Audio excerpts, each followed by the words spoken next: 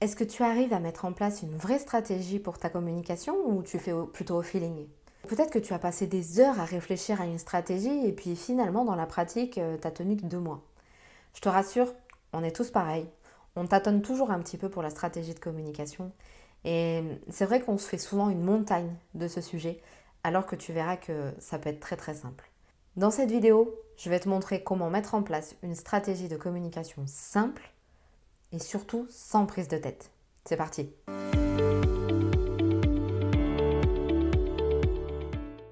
Le principal avantage d'avoir une vraie stratégie de communication écrite noir sur blanc, c'est que tu vas pouvoir savoir comment communiquer, à qui, quand et où. Ça, tu le verras au fur et à mesure de cette vidéo. Et avant de mettre en place cette stratégie de communication, il faut prendre un petit peu de recul et se poser quelques questions. En premier, des questions par rapport à toi, à ta personnalité. Première question que je voudrais que tu te poses, c'est dans quel style de communication tu es le plus à l'aise? Est-ce que tu préfères écrire? Est-ce que tu préfères faire des vidéos? Est-ce que tu préfères juste enregistrer le son de ta voix? Ça va te permettre en fait de choisir les canaux de communication sur lesquels tu vas intervenir, mais ça on le verra un petit peu plus tard. Si tu n'es pas à l'aise en vidéo, je ne vais pas te dire crée une chaîne YouTube ou crée des Reels sur Instagram qui sont centrés sur ta personne. Non.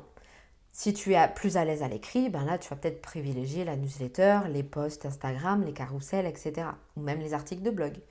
Donc, c'est vraiment une question à se poser pour vraiment être sûr que tu vas aimer ce que tu vas faire. Parce que le fait d'aimer créer sa communication, créer ses contenus, etc., ça va te permettre de tenir sur la durée. Et on le sait, la régularité, c'est ce qui paye, notamment dans la création de contenu sur les réseaux sociaux, sur les articles de blog, la newsletter, etc. Ça peut être aussi la création de podcasts ou la création de vidéos YouTube. Donc clairement, c'est très très important. Pose-toi la question de dans quel type de communication je suis la plus à l'aise. Ensuite, en fonction de ton planning, tu ne vas pas avoir le même temps à accorder que ta voisine.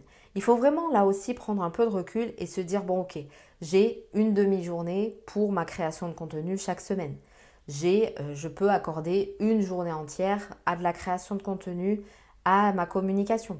Donc c'est vraiment important de savoir le temps dont tu disposes pour ta communication parce que si tu t'en mets trop, si tu mets trop de tâches à faire pour ta communication, tu risques encore une fois de ne pas tenir sur le long terme et te décourager au bout de 2 semaines, ce qui est quand même dommage.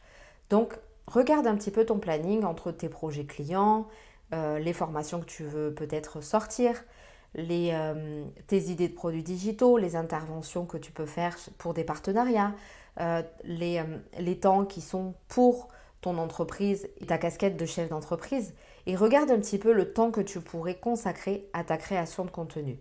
Et surtout, n'essaie pas de voir gros. Il vaut mieux, je dis toujours qu'il vaut mieux commencer simple au début et ajouter ensuite. Comme ça permet d'éviter le découragement et de vraiment tenir, encore une fois, sur la durée. Je crois que je ne le dirai jamais assez dans ces vidéos, mais vraiment tenir sur la durée, c'est la clé. Il va falloir ensuite que tu réfléchisses à tes piliers de contenu, c'est-à-dire les grandes thématiques que tu vas aborder dans ta communication. Alors là, on parle notamment pour le podcast, pour la chaîne vidéo, pour la chaîne YouTube, pour les articles de blog, mais aussi sur les réseaux sociaux. Donc bien évidemment, il va y avoir un pilier de contenu qui va être autour de ton expertise et ensuite sur des sujets associés. Si ton expertise, ce sont les pubs Facebook, tu ne vas pas parler d'alimentation par exemple. Il faut quand même que ça reste cohérent. Et attention, je dirais qu'il vaut mieux avoir 3 piliers de contenu maximum pour ne pas t'éparpiller et notamment ne pas perdre ton audience. Si je te donne mon propre exemple, j'ai 3 piliers de contenu qui vont être le graphisme, la stratégie digitale, qui sont mes 2 expertises, et ensuite l'entrepreneuriat au sens large, c'est-à-dire gérer une entreprise, les avantages, les inconvénients, les moments compliqués, les fiertés, etc. Tout ce qui fait la vie d'une chef d'entreprise. Donc, essaye de réfléchir et définis tes 3 piliers de contenu. Si tu n'en as que 2, ça va aussi, mais je dirais 3 piliers maximum. Il y a aussi une chose à laquelle il faut que tu réfléchisses, c'est la façon dont tu vas communiquer. Est-ce que tu vas tutoyer ou vous voyez ton audience? Est-ce que tu vas utiliser un langage soutenu ou plutôt familier, donc avec, comme on parle dans la vie de tous les jours, donc il peut y avoir un gros mot qui sort comme ça sans faire attention. Est-ce que c'est plus langage courant? Voilà, essaye de voir comment tu vas t'adresser à ta cible parce qu'il faut aussi que ça soit naturel, parce que si tu te forces, si dans la vie de tous les jours tu ne parles pas un langage soutenu, que tu parles plutôt par exemple un langage courant, ça va te demander une capacité de concentration à comment tu communiques. Donc moi je conseille toujours d'être naturel et tu le verras à force de, si tu regardes un petit peu mes contenus, et bien tout simplement moi j'écris comme je parle parce que c'est beaucoup plus fluide, c'est beaucoup plus simple aussi pour mon audience à lire parce que c'est comme si je lui parlais en direct. Donc clairement, réfléchis aussi à ça. Donc ça, c'était les réflexions par rapport à toi. Maintenant, il y a des réflexions à avoir par rapport à ta cible. On le dit souvent, pour attirer notre clientèle idéale, il faut connaître notre cible sur le bout des doigts. Et quand je dis connaître notre cible sur le bout des doigts, c'est pas savoir où elle habite, quel âge elle a, si elle a des enfants, si elle est en couple, etc. Non, il faut vraiment aller en profondeur, savoir ce qu'elle vit, si elle a des blocages dans ton expertise, si elle a des peurs, si elle a des fausses croyances, qu'est-ce qu'elle veut atteindre comme objectif, si par exemple l'argent ne serait pas un problème, quelle serait sa solution idéale, qu'est-ce qu'elle veut obtenir dans la vie, et du coup ça va amener d'autres questions de qu'est-ce que tu peux lui proposer pour atteindre cet objectif-là. Si je te donne un exemple, une personne va te dire je veux perdre du poids. Ça, c'est l'objectif de façade, on va dire. Mais en fait, pourquoi elle veut perdre du poids? Ça peut être pour se sentir mieux, pour éviter les problèmes de santé, pour éviter le jugement des gens, etc. Donc ça, c'est ces objectifs-là qu'il va falloir que tu saches parce que tu vas pouvoir créer tes contenus autour de ces problématiques-là et de ces solutions et de ces idées, de ces croyances, etc. Et ensuite, on peut se demander qu'est-ce qu'elle fuit, ma cible? Eh bien, si elle cherche quelque chose pour perdre du poids, elle va vouloir éviter le jugement des gens, elle va vouloir éviter des maladies, elle va vouloir éviter malheureusement de peut-être tomber dans l'obésité morbide, etc. Donc ça, elle va fuir ça parce que ça lui fait peur ou ça lui donne des émotions négatives. Et il y a aussi quelque chose d'important, ce sont les croyances. On a tous des croyances sur différents sujets. Si je reprends mon exemple de la personne qui veut perdre du poids, eh bien, elle va se dire les régimes, ça sert à rien, ça marche jamais. Ou il va falloir que je me fasse opérer pour pouvoir maigrir. Je vais être obligée de passer par là. Ou encore, je suis obligée de me priver et de ne jamais me faire plaisir pour pouvoir perdre du poids. Et donc, tu peux construire en fait tout un tas de contenus autour de ces croyances-là pour justement débloquer ça dans son esprit en fait. Détourner ses croyances et lui montrer que non, il y a d'autres solutions et que notamment ta solution est la bonne pour l'aider à perdre du poids. Ça, c'était sur vraiment ce qu'elle recherche, ce dont elle a peur, tout ce qui est personnel à ta cible. Ensuite, si on revient sur les canaux de communication, donc on sait que il y a les réseaux sociaux, il y a la newsletter, il y a les articles de blog, il y a la chaîne YouTube, il y a le podcast, etc. Donc ce qui est intéressant de savoir, c'est quelles sont les habitudes de consommation de ta cible. Est-ce qu'elle préfère lire des articles de blog? Est-ce qu'elle préfère écouter des podcasts quand elle est en voiture par exemple ou quand elle fait la cuisine? Est-ce qu'elle préfère regarder des vidéos YouTube ou quand elle se promène par exemple sur Instagram? Déjà, est-ce qu'elle y va sur Instagram? Est-ce qu'elle n'est pas plutôt sur TikTok si elle est jeune par exemple notamment? Par exemple, moi je sais que ma cible, les personnes qui créent des formations et des produits digitaux, elles sont souvent sur Instagram, là où elles trouvent la plupart de leur clientèle en règle générale. Elles lisent des newsletters et elles regardent beaucoup de vidéos YouTube. D'où cette chaîne YouTube qui me permet en fait de m'adresser directement à ma cible. Donc vraiment, essaye de réfléchir où peut être ta cible.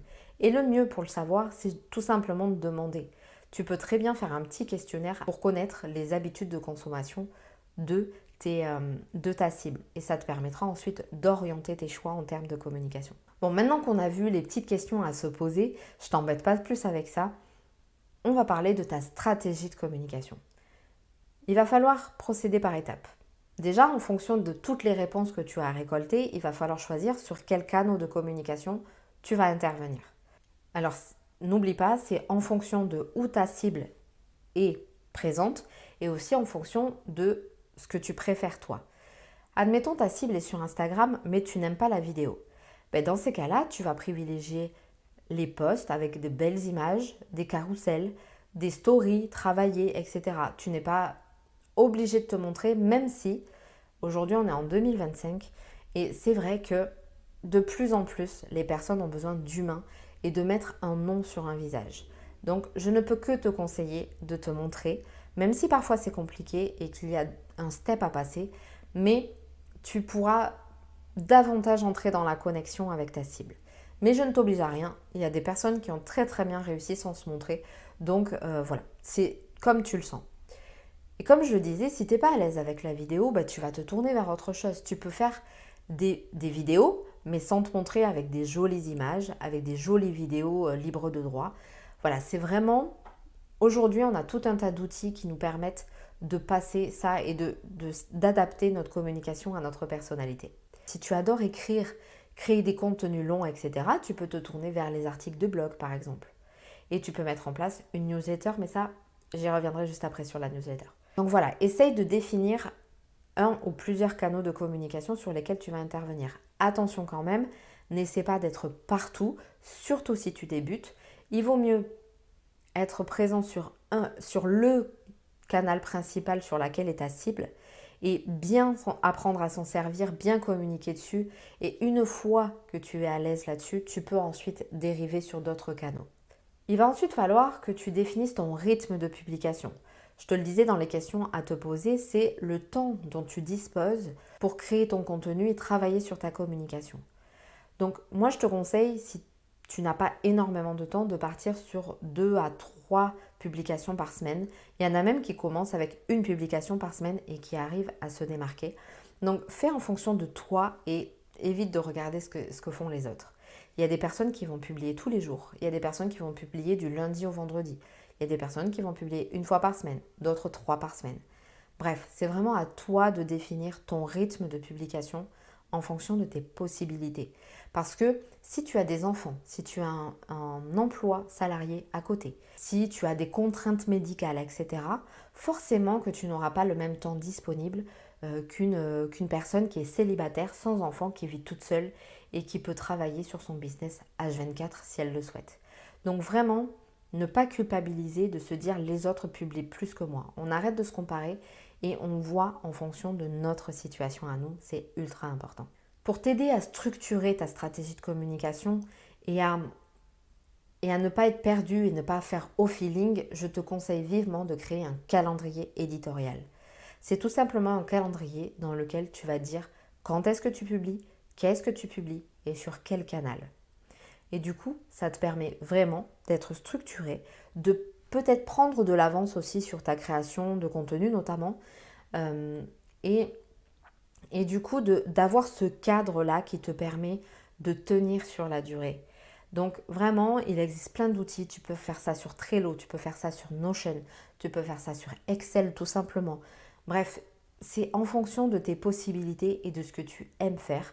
Mais vraiment, le calendrier éditorial, je crois que c'est l'outil à avoir parce que tu peux mettre tout ce qui concerne ta communication de manière cadrée et simplifiée. Et enfin, c'est bien beau d'avoir écrit noir sur blanc une stratégie de communication, encore faut-il la mettre en pratique.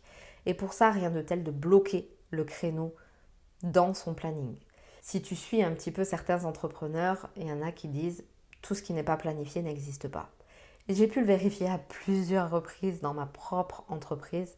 Donc, clairement, je te conseille vivement de bloquer une demi-journée, une journée, en fonction de ce que tu as défini juste avant, et de bloquer ce créneau dans ton planning pour pouvoir créer ta communication. Donc ça, c'était les grandes étapes pour créer ta stratégie de communication. Maintenant, je voulais quand même finir cette vidéo avec quelques petites astuces. Première astuce ou premier conseil, n'aie pas peur de te répéter. Moi, la première, je me disais, mais ça sert à rien que je parle toutes les semaines de mes offres parce que en fait, je vais saouler les gens. Mais en fait, pas du tout, parce que tu es la seule personne qui consommera 100% de ton contenu. Donc, n'aie pas peur de répéter. On le sait bien, on l'a entendu souvent, il faut voir 7 fois une information pour que ça rentre dans notre esprit. Donc, clairement, tu peux parler minimum une fois par semaine de tes offres. Alors bien sûr, il faut le faire intelligemment, sous différents angles d'attaque, etc. Ça pourrait être le sujet d'une prochaine vidéo d'ailleurs. Mais voilà, n'hésite pas à répéter, répéter, répéter.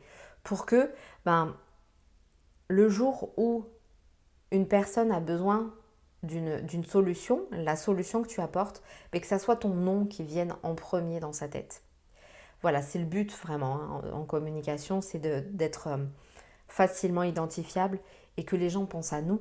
Si je te dis donne-moi une marque de soda, tu vas penser à Coca-Cola. Si je te dis donne-moi une marque de ketchup, tu vas penser à Heinz. Si je te dis donne-moi le nom d'une chaîne de fast-food, peut-être que tu vas me dire Burger King ou McDonald's par exemple. Ça, ce sont des marques qui sont dans notre esprit et qui sont de suite associées à leur domaine.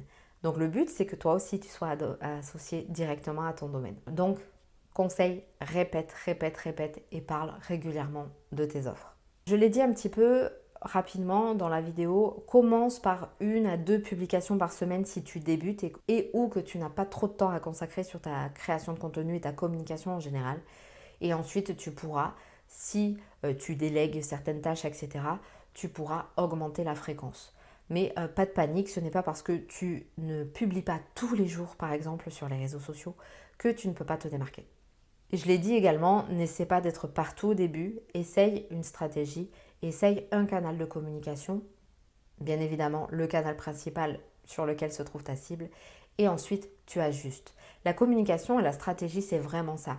C'est que tu vas tenter quelque chose, tu regardes les résultats, tu analyses et tu ajustes. En fait, on est constamment en train d'ajuster par rapport aux analyses qu'on fait sur tout ce qu'on a mis en place. Donc, n'hésite pas à ajuster quand tu vois qu'il y a quelque chose qui coince, etc. Et enfin, je voulais terminer cette vidéo sur un média, un canal de communication que je pense qu'il faut privilégier dès le début. J'ai souvent entendu des personnes dire « Si tu débutes et que tu n'as pas un chiffre d'affaires stable, ne te lance pas dans la newsletter. » Selon moi, c'est une erreur parce que la newsletter, c'est un des médias qui convertit le plus et c'est le média qui t'appartient déjà parce que si tu postes sur Instagram mais qu'un jour il y a un bug d'Instagram ou que Instagram tout simplement disparaît, tu perds tous tes abonnés. Alors qu'avec la newsletter, tu as les adresses mail des personnes et elles t'appartiennent. Et ces personnes-là, en te donnant leur adresse mail, c'est qu'elles te font confiance. Donc, il n'y a rien qui ait plus de valeur que ça. Donc, même si tu débutes et que tu n'as rien à offrir aux gens, tu n'hésites pas à mettre en place quand même une newsletter où 1 fois par mois pour le début ou 2 fois par mois, tu vas leur envoyer un petit mot en partageant quelque chose, en donnant des astuces sur ton expertise, voilà, partageant les coulisses. Bref, mais ça te permet vraiment d'instaurer et de commencer à faire à mettre en place cette connexion et cette relation un peu particulière avec ton audience et notamment les personnes qui t'ont fait confiance. Donc surtout, moi je pense que c'est important de mettre en place une newsletter dès le départ. Parce qu'on ne va pas se mentir, si c'est le média qui convertit le plus, c'est intéressant de développer sa liste email dès le départ.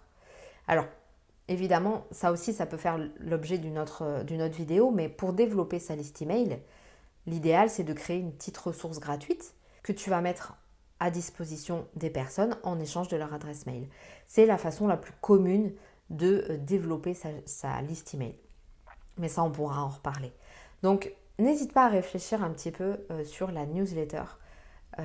Si tu débutes ou si tu ne l'as pas encore fait, même si tu as quelques années d'expérience, je pense vraiment que c'est un des canaux de communication à privilégier pour entretenir cette relation particulière avec ton audience. Donc voilà un petit peu ce que je voulais te dire sur la stratégie de communication. Tu as désormais les étapes pour créer une stratégie de communication simple et adaptée à ta personnalité et à ta cible, puisque c'est donnant-donnant, hein. Il faut à la fois faire attention à ce que toi tu aimes et à ta personnalité, et ce que tu n'aimes pas, mais aussi il faut être là où est ta cible, sinon tu communiqueras dans le vent et tu t'épuiseras pour rien. Donc ça serait vraiment dommage. Donc voilà, je t'ai donné toutes les clés.